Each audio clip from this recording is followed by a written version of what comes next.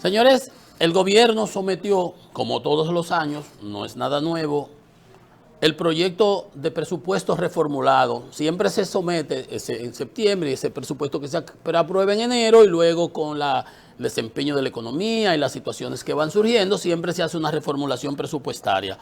Pues bien, el gobierno ahora con un nuevo ministro de Hacienda, además, acaba de someter la reformulación de este presupuesto con el que vamos a cerrar el año. Estamos en el ¿qué? En el mes séptimo, octavo mes del año, ya cerrándolo, vamos para el noveno. Septiembre, octubre, noviembre, sí, ya. Entonces, no, julio, estamos en el noveno. Agosto, ¿verdad? Octavo, sí, octavo. Bueno, ya estamos en esa mitad. Entonces, ¿cuál es lo fundamental de este nuevo presupuesto? Que se le está dando se está privilegiando, en cierto modo, la parte que ha sido la falencia fundamental de esta administración, el gasto de capital. Se está incrementando en 0.4% del Producto Interno Bruto, equivalente a unos 35.000 millones, una expansión del 20% del gasto de capital. El gasto total va a crecer 4% más, pero el gasto corriente de capital va a crecer 20%, con 35.000 millones más, que son un equivalente a 0.4% del producto.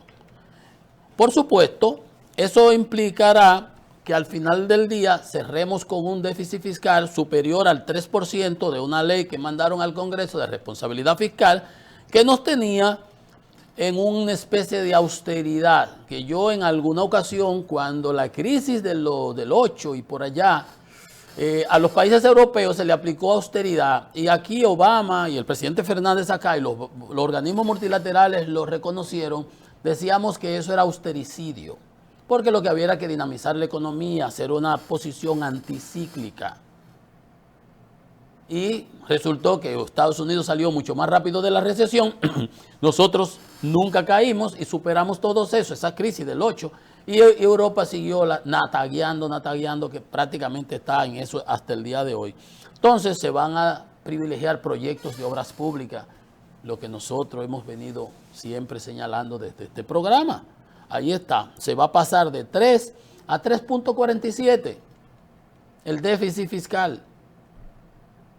Pero se van a hacer obras, se va a dinamizar en estos 4 meses, se van a gastar 1.277 millones, 16% del producto, ese es el gasto proyectado total del gobierno central. Con un aumento ahora en este tramo, para estos 4 meses que faltan, de 20% en el gasto de capital, que bastante falta hacía. Obras públicas, el MINEF, cosas de la vivienda, SENASA, que no bueno, eso es gasto corriente. Pero bueno, ¿te acuerdas que no tenía dinero para SENASA? No había, por eso estaban con problemas y no la vamos a dejar quebrar, pero no me lo digas, dale el dinero. Pero las obras de construcción, una cosita así, porque acuérdense que cuando se habla de gasto de capital, está la amortización y las obras en proceso, que yo hago el señalamiento aquí siempre. No se estaba invirtiendo. Qué bueno, y se nota que el presidente ahora, con Magín al lado, ha optado por eso. Qué bueno. Miren, el Banco Central hace unas precisiones sobre el manejo de deuda externa y las reservas internacionales, respondiéndole a Andy. Lo único que esta poesía que escriben los técnicos del Banco Central sobre la administración de las reservas y la deuda, es que el banco que en los años ha desarrollado relaciones con instituciones financieras, que están las reservas internacionales, que no influyen de forma permanente en los niveles de reserva, el endeudamiento. Escriben mucho, que pasamos de 10.000 millones en el 20 a 14.000 las reservas internacionales netas ahora en este 2025, que eso es 11% del producto, que el banco tenemos adecuados niveles de reserva, que el fortalecimiento de la reserva ha sido resultado del buen desempeño de los sectores generadores, todo eso lo sabemos. Que generamos 43.000 millones en el 24, que esperamos generar 46.000 millones de dólares para el 26, 25, que eso le ha permitido al banco reaccionar de manera oportuna porque tiene esa reserva. Todo eso está muy bonito. Sobre la gestión del portafolio, que es lo que Andy dice, que el gobierno emitió 6.300 millones de dólares en el 20 sin tener en qué gastarlos. Y después, para la autopista del Ámbar, se inventó un acuerdo público-privado teniendo ese dinero ahí, y ese dinero lo ha invertido en el Banco de Reservas. Y el Banco de Reservas lo invierte en el banco, yo he hablado de eso también aquí, en el Banco Central. Entonces el Banco Central paga 6% y esos activos generan 1 y pico por ciento. Porque el Banco Central entonces lo tiene que depositar en reserva en bonos del Tesoro, aunque los bonos estén a 4 ahora porque subieron. En bonos del Tesoro, en mecanismos de pago de AAA, etcétera, etcétera. Entonces, el problema es que es un negocio de capaperro. Que el Banco Central invierte los recursos del referido portafolio en activos considerados altamente seguros y líquidos, como bonos del Tesoro, depósito bancario, etcétera, etcétera.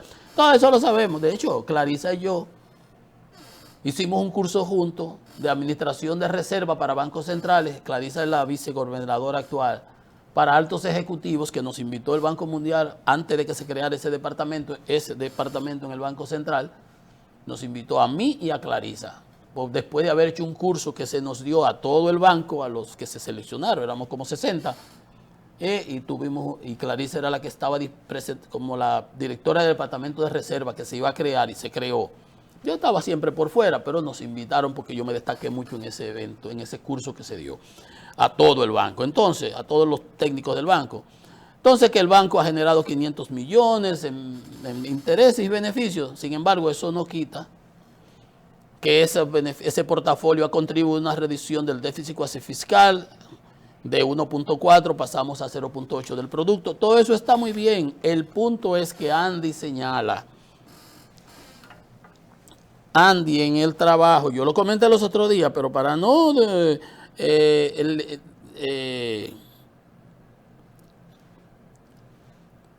para no poner cosas que no son las que mía, dice Andy.